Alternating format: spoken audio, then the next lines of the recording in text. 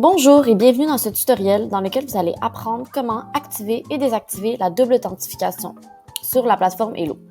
Donc, à la fin de ce tutoriel, vous allez apprendre comment configurer votre profil Hello en fonction du degré de sécurité que vous voulez avoir. D'abord, commençons par comprendre qu'est-ce que la double authentification. Donc, en plus de la méthode de connexion conventionnelle avec une adresse email et un mot de passe, les comptes en ligne peuvent être davantage sécurisés grâce à la double authentification. Si celle-ci est activée, un code numérique qui est valable pour une période déterminée est également demandé lors de la connexion, en plus des données d'identification standards qui sont l'adresse courriel et le mot de passe. Et ce code numérique est généré via une application, par exemple Google Authenticator. À quoi ça sert? En fait, ça permet d'assurer l'identité de l'utilisateur, ça permet une meilleure sécurité du compte et ça réduit le risque de vol de données. De plus, vous avez moins de chances d'être piraté si votre mot de passe est compromis.